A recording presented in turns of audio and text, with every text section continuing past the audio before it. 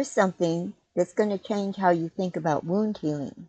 Calendula doesn't just help wounds close, it helps them close in the right order.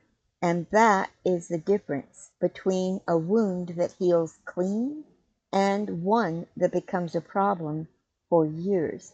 You see, your body has a very specific sequence for healing wounds. Inflammation first, then tissue building, then remodeling. Get the order wrong, and you get thick scars, chronic wounds, or tissue that closes on the surface but festers underneath. And calendula is one of the only plants that seems to read what stage your wound is in and adjust its action accordingly. It's like it has intelligence.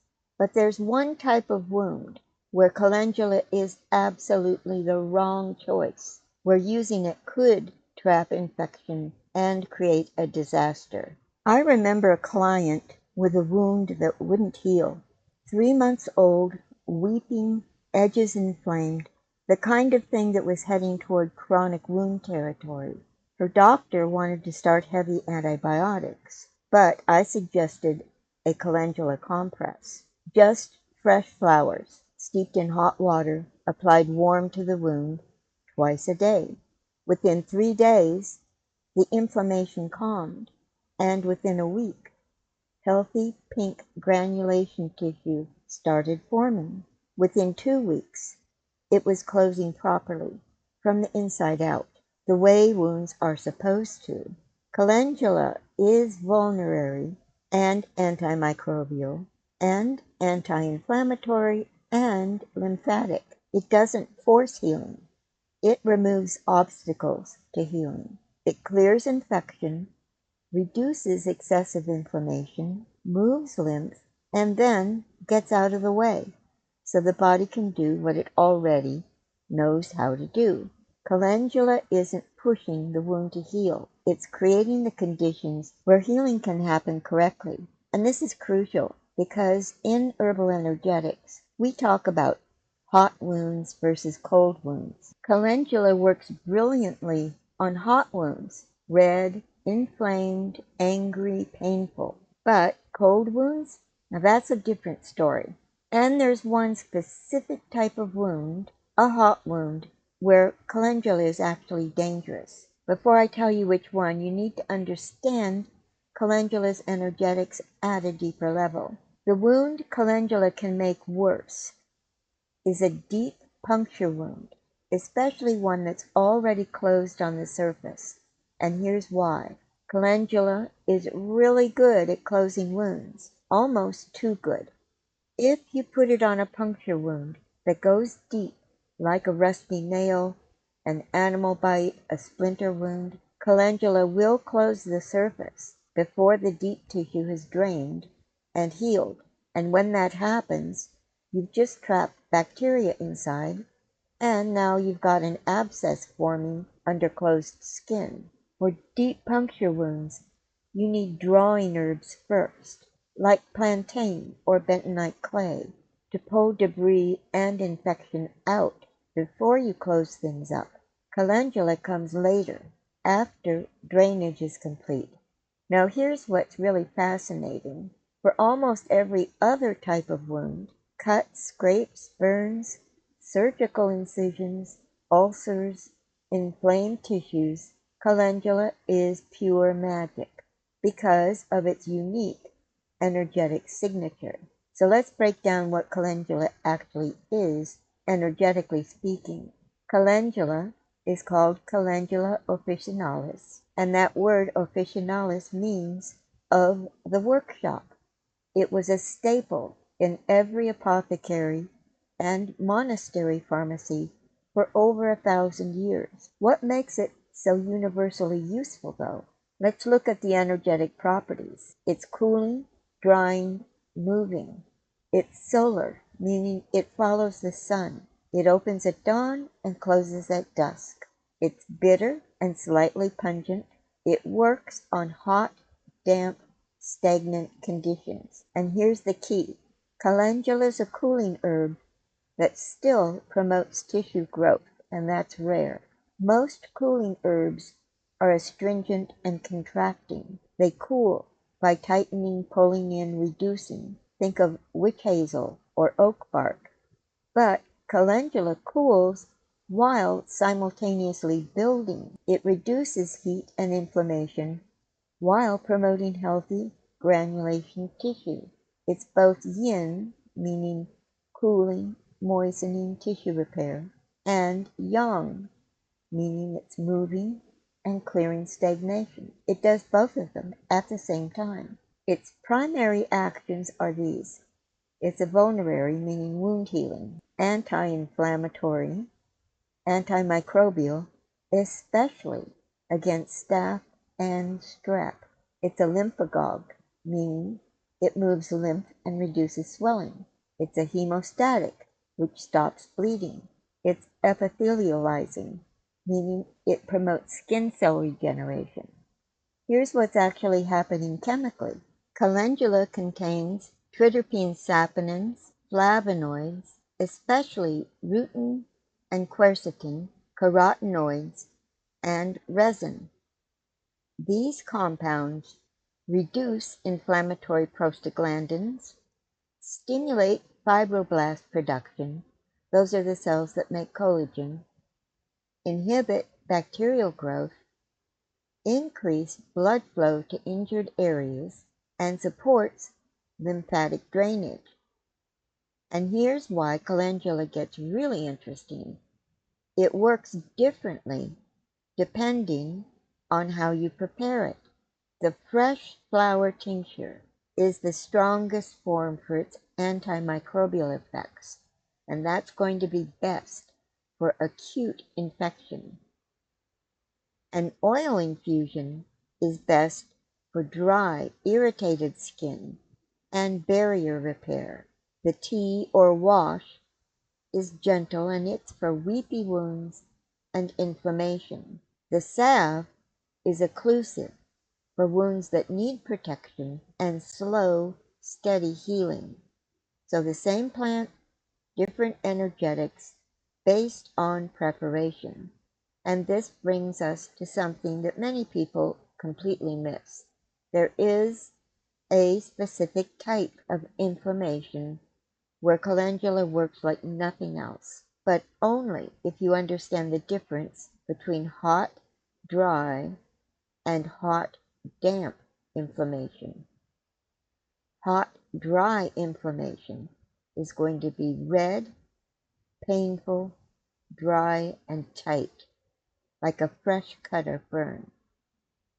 Hot, damp inflammation is going to be red, swollen, weeping, boggy, like eczema or an infected wound. Calendula is perfect for hot, damp inflammation because it's cooling, it reduces heat, and drying, it reduces dampness, and moving, it reduces stagnation. But most people are using calendula salve on everything, not understanding that a salve, which is an oil-based occlusive, can actually trap dampness in hot, damp conditions. So let me explain when to use which preparation, because getting this wrong is why some people say calendula didn't work for them. And it's not that calendula didn't work, it's they were using the wrong form for the wrong pattern. So here's a decision tree you can use for calendula preparations. Use the fresh tincture or wash. When you have acute infection, the wound is going to be hot, red, and possibly purulent. When you need strong antimicrobial action, it's for weeping, wet wounds that need drying, and fresh wounds with inflammation. The alcohol in tincture or water in wash is going to help dry while delivering medicine.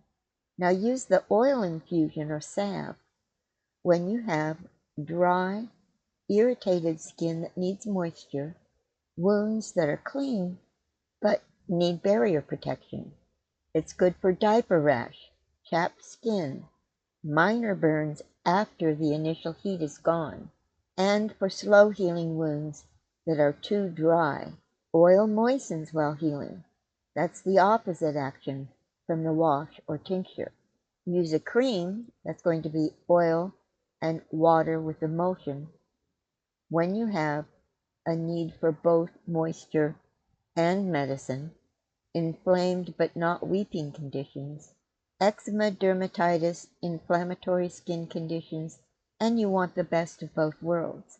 Now avoid all topical calendula when you have deep puncture wounds that have not drained, wounds with foreign material trapped inside, or very early stage burns. The first 24 hours, just use plain cool water and let the wound drain and cool first. Then use calendula. And this is crucial. Calendula doesn't work the same way regardless of form. The carrier matters. The form matters. The energetics change based on preparation. I've seen people put calendula salve on weeping eczema and wonder why it got worse, because they added oil, moistening, to a condition that needed drying.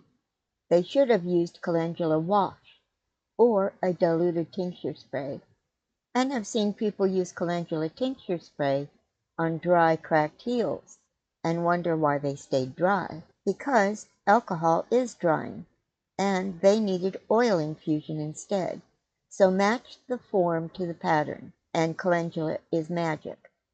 Mismatch them and it fails. But there is something deeper happening. With calendula, it goes beyond just wound healing. Calendula doesn't just heal wounds you can see. It heals wounds you can't. Traditional herbalists use calendula internally for ulcers, stomach ulcers, mouth ulcers, intestinal inflammation. And they used it for lymphatic congestion that showed up as swollen glands. They used it for inflamed, boggy tissues anywhere in the body. Because here's the thing. The same energetics that work on skin work on internal tissues. Cooling, drying, moving, healing.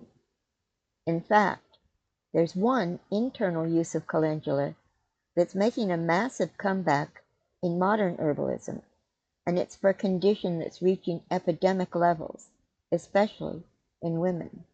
It involves chronic pelvic inflammation, recurrent infections, and tissue that won't heal properly. We're talking about recurrent vaginal infections and pelvic inflammatory conditions. Use calendula as a sitz bath and a douche. Yes, herbal douches are traditional and effective when used correctly. Or internal tea. This is extraordinary for recurrent yeast infections, bacterial vaginosis, inflamed, irritated vaginal tissue, post-birth healing, especially tears or episiotomy, and cervical inflammation. So why does it work so well here? Same energetics. It's cooling. It's going to reduce inflammation and heat. It's antimicrobial to address infection. Again, it's vulnerary, so it heals damaged tissue. And it's lymphatic, reducing swelling and congestion. A calendula sitz bath after childbirth is traditional European midwifery, and modern research backs it up. Studies show it speeds healing, reduces pain, and prevents infection. Calendula tea internally for stomach ulcers and inflammatory bowel conditions is also traditional and research-backed. Other internal uses include mouth ulcers and inflamed gums as a mouth rinse, sore throat with yellow-white patches as a gargle, swollen lymph nodes, liver and gallbladder inflammation. It has a cholagogue action. And here's what's really beautiful. The same principles apply internally as topically. Hot, damp conditions, calendula shines. Deep, cold, deficient conditions, calendula is not the answer. And this brings us to the real wisdom of calendula. Calendula taught me something I'll never forget. Plants don't force healing. They remove obstacles to healing.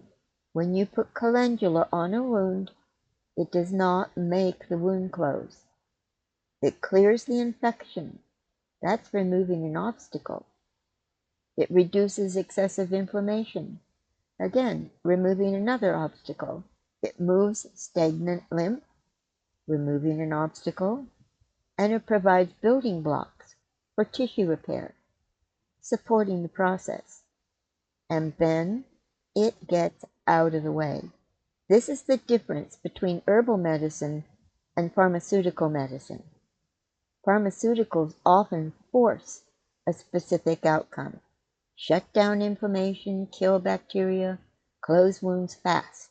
Calendula works with the body's innate intelligence. It asks, what's preventing this wound from healing properly? And then addresses that. Too much heat? Cool it. Too much dampness? Dry it. Infection? Clear it. Stagnation? Move it. Not enough tissue growth? Support it. But only if you match the preparation to the pattern. So here's some homework. Get some calendula flowers. I suggest growing them. They're easy. Or you could buy dried organic flowers. Make 2 preparations.